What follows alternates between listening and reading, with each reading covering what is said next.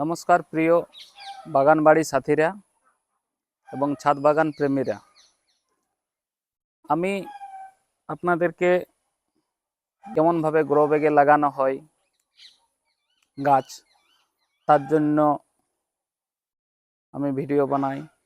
Grafting কিভাবে করা হয় তার জন্য আমি শিখিও এবং শেখানোর চেষ্টাও করি, যাতে করে আপনারা নিজের মতো করে বাগান তৈরি করতে পারেন, গ্রাফটিং করতে পারেন, মাটি মেলাতে পারেন। এটাই আমার ইচ্ছা। আমার কোনো বিশেষ কিছু নাই। আমি ভালোবাসি গাছ, ফুল গাছ, বাগান বাড়ি, ছাদ বাগানের জন্য আপনারা যদি চান, এই আমিও অন্যদের দেখে শিখি। তাই আমি আপনাদেরকে একটু দেখানোর চেষ্টা করছি। যদি ভালো হয়, যদি ভালো মনে করেন, তাহলে আপনারা অবশ্যই সাবস্ক্রাইব করবেন, লাইক করবেন। দেখুন, আজকে আমি এই নাগপুর অরেঞ্জ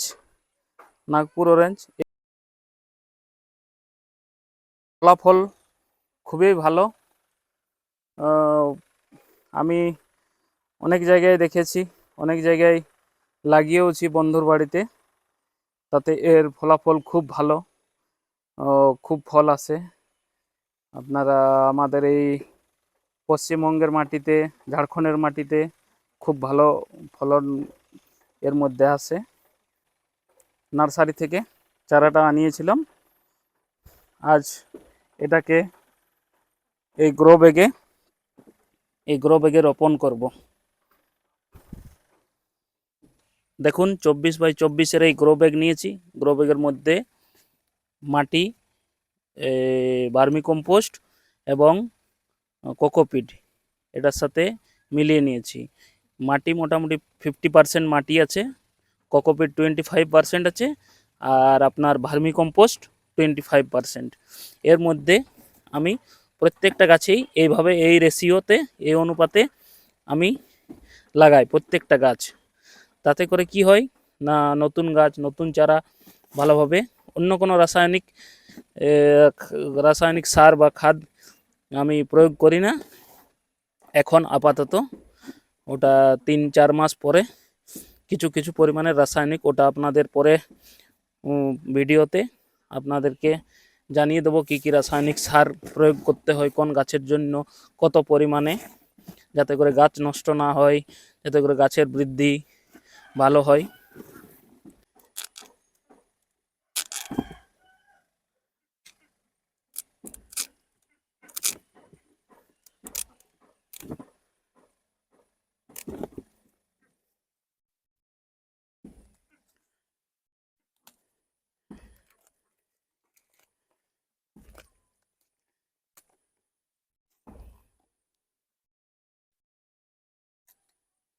দেখুন, গাছটি এইখান থেকে গ্রাফটিং, মনে রাখবেন এই গ্রাফটিংয়ের নিচে যদি গাছ ডাল বার হয়, তাহলে আপনারা অবশ্যই এটাকে সরিয়ে দেবেন, না হলে আপনার এটার বৃদ্ধি বেশি হবে, এটার গ্রোথ কম হবে, তার ফলে আপনার এটা শুকিয়ে যাবে গ্রাফটিংয়ের উপরের অংশটা।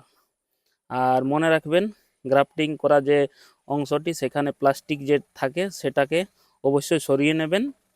যদি পরিপক্ক হয় গ্রাফটিংটা তবেই সরাবেন, নয়তো কিছুদিন পরে সরাবেন। আপনারা এইভাবে একে কিচ্ছু করতে হবে না। অনেকজনে অনেকভাবে লাগায়, আমি জেনারেলি এই মাটি থাকতেই দিই, যেহেতু ওর ছোটোবেলা থেকে এই মাটিতে ওর শিকড় উৎপন্ন হয়েছে ভালোভাবে, ওই মাটির সাথে এই মাটিটা অ্যাটাচমেন্ট হতে একটু সময় লাগে, সেই জন্য আমি এই মাটিটা থাকতেই দিই। এইভাবে আপনারা লাগিয়ে দেবেন।